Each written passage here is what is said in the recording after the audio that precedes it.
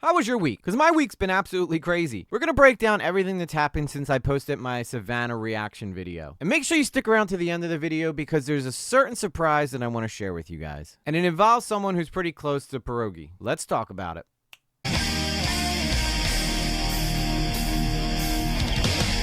So if you're not familiar with what I'm talking about today, I'm going to post a link in the description of this video. I want you to go back, watch that video first if you haven't seen it, and then come back and watch this video so that you're all caught up and you don't miss any details and you understand everything I'm freaking saying in this video, because if you don't have any clue what the hell's going on, then why are you even watching this video? I kid.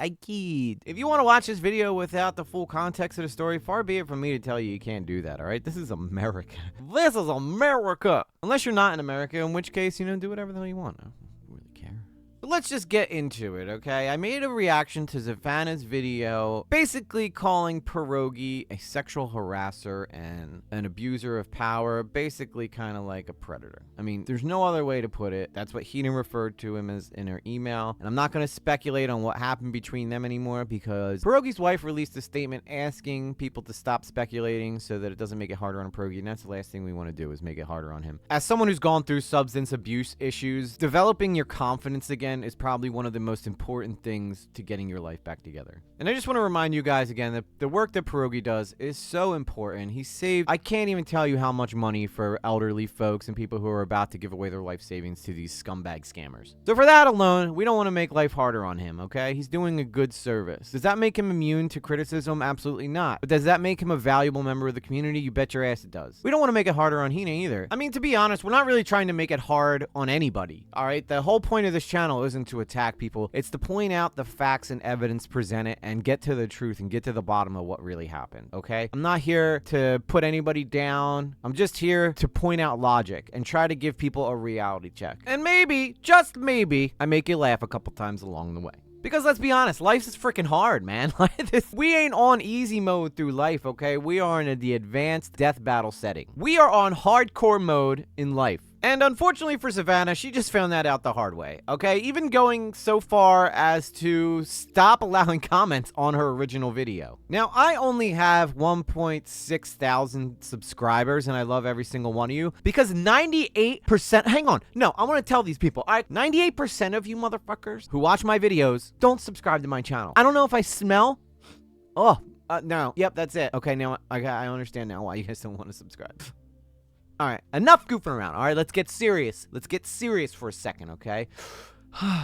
Savannah actually responded to my video in my comment section, and she even had it out with some of you guys in those comments. Now, I don't know about anybody else, but I didn't see her respond to anybody else's video, so I don't know. Maybe mine was just that great. Or maybe it was because I was the first person to point all this stuff out. But since then, it has been picked up by much bigger YouTubers than me, who are much more capable of spreading the message that videos like this are harmful. All right, so let's see exactly what Savannah had to say for herself in regards to my questioning a lot of the motives in her video. So she says, valid criticism, healthy skepticism. However, I think you're not being empathetic to Hina. Considering the obvious power imbalance and how Hina is an impoverished woman in a third world country, those of us who live in more privileged positions need to have more empathy for Hina. There's a lot of cultural differences involved as well. All right, so let's just break that down for a second. All right, I don't disagree with what Savannah is saying here. All right, we all know that people in third world countries have it harder than us who live in America. However, if you're going to use that as an excuse to try to destroy someone's life who lives in America, then I can't get on board with that. Yeah, I'm sure Hina doesn't have it easy, but I have to call into questions the reasons why she would have wanted to come forward with this in the first place. She goes on to say, as far as being impartial, if I was trying to be manipulative, I wouldn't have shown their sexts. They obviously don't paint Hina as a perfect victim, and I share them hoping to show there was transparency here. Unfortunately, I think that the fact that Savannah showed these is what totally destroyed her argument. All right, because again, if we're going back to the text without speculating, it seemed like Hina was really into it. At the end of everything, Hina and many others like her do not have a voice. I was happy to give her one. A lot of criticism I'm getting feels like gaslighting, but I'm sticking with my decision to make this video. No matter how many comments of you should have done XYZ I get, I know I did the right thing. Also, I learned yesterday that there's at least one other person who claims to have had a similar relationship with Pierogi, and I got to talk with them a little yesterday. I guess we'll just have to see. There's a couple things in this statement that I have an issue with, such as her saying that she did the right thing and she doesn't regret it. Do I believe that SAVANNAH thought she was doing the right thing? Yeah, I actually do think that she believes in her head that she was doing the right thing. Now, the problem with that is I think that in her head, she was so obsessed with doing the right thing that she ended up ignoring glaring, and I mean glaring, issues with the argument that she was trying to make. And at the end of the day, that was inevitably her undoing. So I think a lot of this stuff comes down to some of the movements that SAVANNAH probably is a big supporter of, like Me Too or Believe All Women. As nice as it would be to be able to just say, okay, yeah, let's believe all women, you need evidence, and it needs to be supporting evidence, because that's the way that justice works. Because if we were to sit here and just believe all women, we'd have to believe people like Jodi Arias, and we know she's guilty. And how do we know that? Because the evidence tells us so. All signs point to one conclusion. Now, to be able to apply something like believe all women, we'd have to assume that every single woman that has ever existed is good-natured, never lies, not someone who would ever abuse the system. And, well, frankly, everybody has probably met someone in their life, whether male or female, who just does not have good intentions. Let's just be honest. Let's be really realistic about the world we live in for a second. Do you think that every single person you meet is a good person? That's the question you got to ask yourself. Do you feel like every single person you know is a good person? Or do you know that there's certain people in your life that you have to be careful of because they could be a little bit sneaky, a little bit manipulative? A gaslighter, as SAVANNAH said. And also, I want to focus on that quote for a second, gaslighting. I feel like everybody just uses this to cop out of being called out on anything. You're gaslighting me. I know this. I've talked to my therapist. They tell me you're a gaslighter. Not every piece of criticism is a gaslight, okay, people? Calm down with the therapy terms. Jesus. Maybe you're just wrong, all right? Maybe you just messed up. All right, own it. You don't have to act like you're being gaslit. I feel like gaslighting is a quote that people say who don't like being told no. Because the very idea of gaslighting is trying to convince someone that they're crazy and that they don't know what they're talking about. And to be fair, I feel like Hina was being kind of based. He was taking accountability. And SAVANNAH was the one that was pushing this narrative like, no, girl, you's a victim. Trust me when I say this. You's a victim. Don't you apologize to him. She should apologize to him. She never once went to him first. She said herself that she looked at him like a best friend. What is a best friend? Someone who's not afraid to tell you what you need to hear. And she did not tell him, and she screenshotted everything the whole way. So I'm sorry, but there's no way that you can convince me that Hina did not have secondary motives behind befriending this man.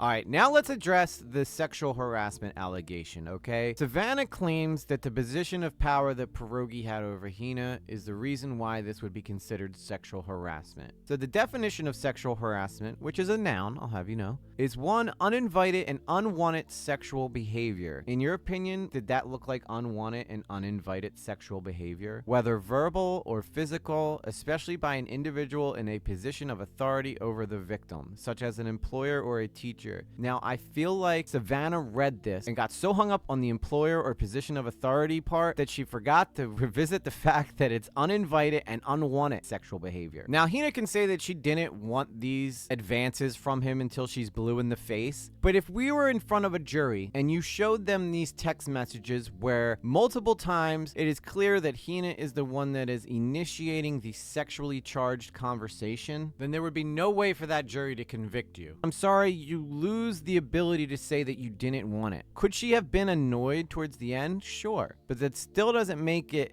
unwanted. Now, if we want to dive even deeper into this and see if there's other things that could be considered sexual harassment, this is taken off of the U.S. Equal Employment Opportunity Commission. This is their sexual harassment discrimination fact sheet. And on this document, it says sexual harassment can occur in a variety of circumstances, including but not limited to the following. The victim as well as the harasser may be a woman or a man. The victim does not have to be of the opposite sex. So that's basically saying, you know, you could be a man sexually harassing another man or a woman sexually harassing another woman. I don't think that that really matters in this case because they were opposite sex. The harasser can be the victim's supervisor, an agent of the employer, a supervisor in another area, a coworker, or a non-employee. Now, all that's saying is the harasser can be the victim's supervisor. It doesn't have to be. You could sexually harass someone who's on the same level level as you. The victim does not have to be the person harassed, but could be anyone affected by the offensive conduct, which in this case would mean that there would have to be a third party that is watching this go on. Not even Hina could be the one being sexually harassed. It would have to be the person that's there watching this go on. And in which case, both Hina and Pierogi would be the ones in violation of sexual harassment, not just Pierogi. Unlawful sexual harassment may occur without economic injury to or discharge of the victim. Now, I believe that is taking away money. Now, again, this could be a case had Pierogi said at any point during this, I am withholding your payment until you engage with me the way I want you to, which again, in the previous video, you don't see him say anything like that. The closest thing he says to anything like this is that once we are done, I will send you over your money, but he doesn't explicitly say, if you do not cooperate, I will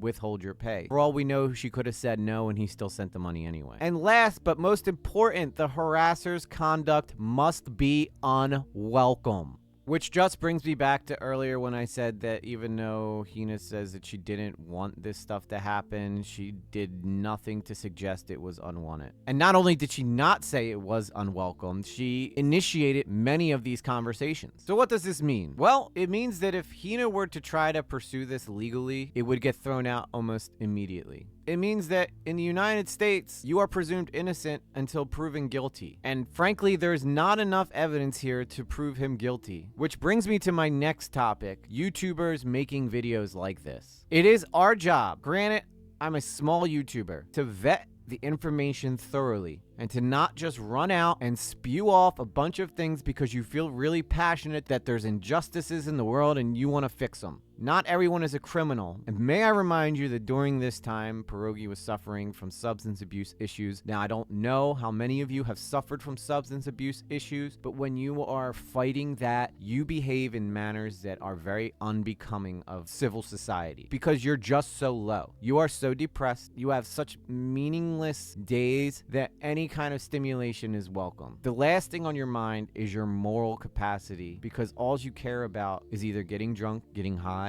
or just getting something that makes you feel a little better about yourself. Does that excuse Pierogi's behavior? Absolutely not. But I hope in some way it can make you better understand where his mind probably was, why this was going on. And should in no way indicate the type of person that Pierogi is on a regular basis when he is normal, level-headed, and sober. Now, I don't know Pierogi personally. I'm only speaking from my own experience with substance abuse. That was the case for me, and anybody I know who has ever gone through the same things all felt the same way I did. Now, as far as I know, this is the closest thing we've gotten to a response from SAVANNAH from all the criticism people have thrown at her. If you go on her community page, she does point out some silly thing about, you know, the white boys or something like that have a lot to say on the situation, and that frankly, she's not interested in hearing from the men. To which I say, why? Why not? Why wouldn't you want to hear from the people who you are claiming are perpetrating these acts? Do you want us to just cast guilt upon Pierogi just because he's one of us? Because I gotta be honest, I've seen other creators who are women respond to this, and they've came to the same conclusion that I have and Chuck Logic and a couple of other people who have covered this story. Not to mention the several women who commented on my original video saying that they agreed with every single thing I said. Are they all misogynistic? I feel like this is just another cop-out to say, you're a man, you don't understand. To which I say, help us understand then. Please, by all means, help us understand where you're coming from. I invited SAVANNAH on stream to have a chat with me. I haven't received a response yet, which is kind of ironic because she said in the video that Pierogi never responded to her, and that was his way of admitting guilt. So is this your way of admitting guilt, SAVANNAH? If not, then by all means, please come on and have a discussion with me. As you can see, I haven't said anything that is completely rude. If anything, I've applauded your ability as a creator up until this point, so I don't see what you would have to lose to come on and have a discussion with me about this topic. If you are so sure about the evidence you presented being accurate, then why can't you just come on and tell me where I've gotten it wrong and where the majority of the rest of us criticizing you got it wrong? Because I know for me, when I'm right, I don't take no shit. I tell you exactly what I think and why you're wrong. Do that with me. I mean, if worse comes to worse, maybe there's something you know that we don't. Come on and share that with us. Now, I know on YouTube, there's a lot of creators that take liberties with the way that they report stories. However, when you start trying to blur the line between fact and fiction, and you're not transparent with your audience about that, you get into situations like Mama Max, where he tells you that the whole time it's been meant to be like, fictional accounts of what took place, but then presenting it as though it's all factual, researched information. I think as YouTubers, we need to stop that. If you want respect from your audience, you need to tell them exactly what you're trying to say. And I can't help but feel like, SAVANNAH, you took a story, you juiced it up, you made it a tabloid headline, which is fine. If you want to be an entertainer and you want to go that route, then that's fine. But just know that going forward, your audience is never going to know when you're being honest and when you're spreading bullshit. And it might lead to them not taking you as seriously as I know you'd like to be taken as a creator. It's just something for you to think about, especially being a YouTube commentator, okay? The way you bring in an audience as a YouTube commentator is by reporting truthfully and to building trust with your audience so that they know when you tell them something, they can trust that you did your part in making sure that what you are bringing to them is the truth.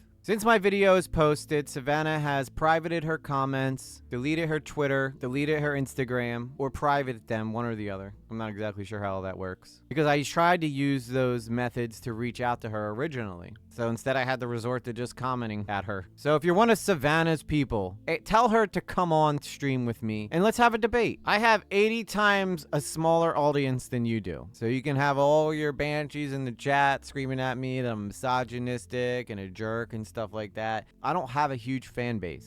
But what I do have is evidence. Now, again, I know I said I wasn't going to speculate on the case, but this is pretty much all things that are directly against SAVANNAH's video. And that's where I'm at. I'm not here to try and rehash what happened with Pierogi and Hina. I'm here to question SAVANNAH's researching and how she came up with this cockamamie idea. Just because one's a boss and one's an employee does not make it immediately sexual harassment. There's layers to this shit, bruh. Now, I know with all the stuff going on with Vince McMahon, this is an easy time to start being like bosses everywhere doing some fucking shady shit, man. But in no way whatsoever is Pierogi's story and Vince McMahon's story similar in any way.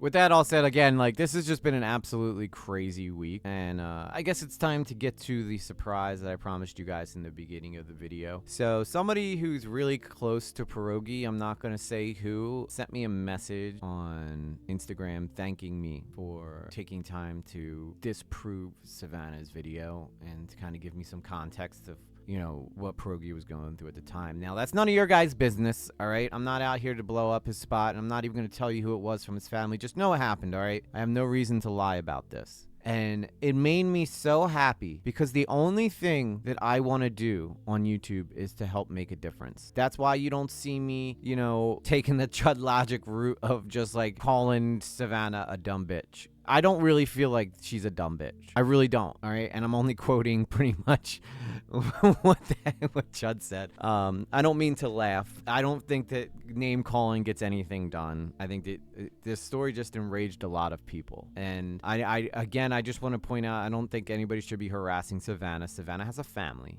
okay? She's a mother. Let's treat her as such. And I think it's important that people disagree while also still being respectful towards one another. Now, you can say that SAVANNAH's take was incredibly poor and very, very bad, but you don't have to call her names, all right? Chud and whoever else was out there just lighting the poor girl up, all right? We can do this with being respectful and not just being cruel to one another. But again, going back to the comment from one of Pierogi's family members, it meant a lot to me because honestly, it's scary nowadays to go against that narrative that a woman accusing a man could be wrong, because it is so ingrained in our minds today that you have to believe all women and they're the ones who need the protecting and they're the victims in all this. And many of them actually are. Well, men are the victims too. I mean, we learned that from the Johnny Depp case, that he was clearly being abused by Amber Heard, and that whole relationship was an abusive thing. So I don't even want to really get into that. But essentially, all I'm trying to say is that it makes me proud because I feel like for the first time in my YouTube journey, I made a difference. All right. Now, I didn't even crack 5,000 views. The people who covered it after me with bigger subscribers are already far past the views I got on mine. But the fact that I was able to start that initial spark to get this conversation going, it means a lot to me.